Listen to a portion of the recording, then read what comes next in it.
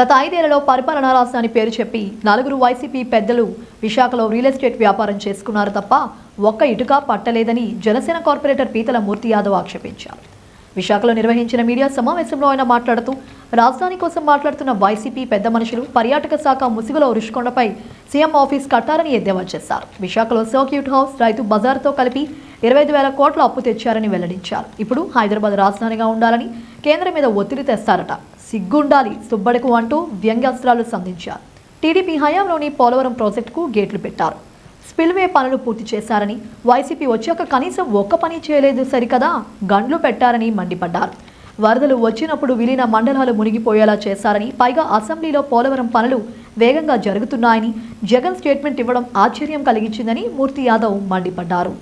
రాష్ట్రం విభజన జరుగుతున్న సమయంలో అప్పటి కాంగ్రెస్ ప్రభుత్వ హయాంలో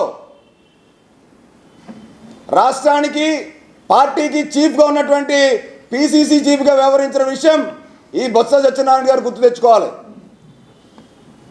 మరి ఇదే పిసిసి చీఫ్గా ఉన్నటువంటి బొత్స సత్యనారాయణ అప్పుడు రాష్ట్ర విభజన జరుగుతున్నప్పుడు కనీసం రాష్ట్రం కోసం, రాష్ట్ర అభివృద్ధి కోసం నిన్న మాట్లాడిన చూస్తూ ఉంటే ఆనాడు బొత్స ఎందుకు పిసిసి చీఫ్ పదవికి రాజీనామా చేయలేదు?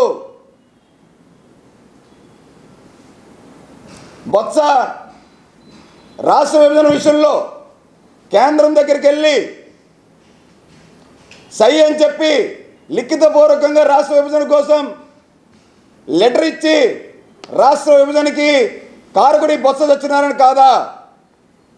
మరి ఆనాడు అదే ముఖ్యమంత్రి కిరణ్ కుమార్ రెడ్డి గారు తన ముఖ్యమంత్రి పదవికి రాజీనామా చేశారు. రాష్ట్ర విభజన జరుగుతున్న సమయంలో ఆఖరి బంతి కొడతాను, నేను ట్రై చేస్తాను విభజన కాకుండా అని చెప్పి ఆయన రాజీనామా చేశారు ముఖ్యమంత్రి పదవికి. మరి బొత్స ఏం చేశారు?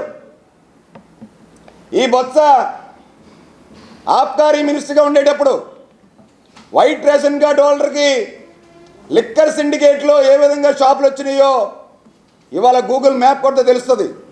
ఇదే సీతమ్మదారిలో ఆబ్కారీ ఆఫీస్ ఏదైతే ఉందో దానికి ఇదే బొత్స సత్యనారాయణ విచారణ కోసం అక్రమంగా మద్యంలో డబ్బులు వీళ్ళు దోచుకుతున్నారన్న దానికి వీళ్ళు రాలేదని చెప్పి అడుగుతూ ఉన్నాం.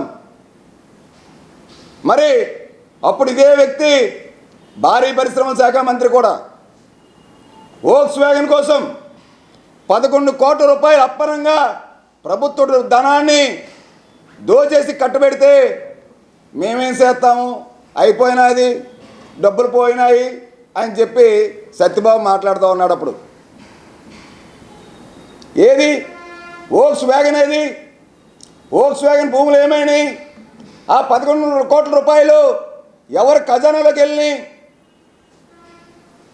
గురువుకు తగ్గ శిష్యుడిలాగా ఇప్పుడు గుడివాడ అమరు నిన్న ప్రెస్ మీట్ పెట్టి మాట్లాడుతున్నాడు. ఆయన విశాఖలోని పెట్టుబడి సమిట్ ఏదైతే జరిగిందో ఆంధ్ర విశ్వవిద్యాలయ గ్రౌండ్స్లో 13,11,000 కోట్ల రూపాయలు పెట్టుబడులు తీసుకొచ్చామని రాష్ట్రానికి అని చెప్పి నిన్న సాక్షాత్తు ఆయనకి సీట్ ఇవ్వలేదు కాబట్టి 500 కోట్ల రూపాయల పైగా అమర్ దోచుకున్నాడు కాబట్టి, మూడో లిస్టులో కూడా అమర్ సీట్ ఇవ్వలేదు కాబట్టి ఇవాళ పెట్టుబడులన్నీ కూడా 4,170 కోట్ల రూపాయలకి ఇవాళ లెక్క నిన్న స్వయంగా గుడివాడ అమర్ ప్రకటించాడు. అంటే వీళ్ళకి రాష్ట్రం గురించి కానీ,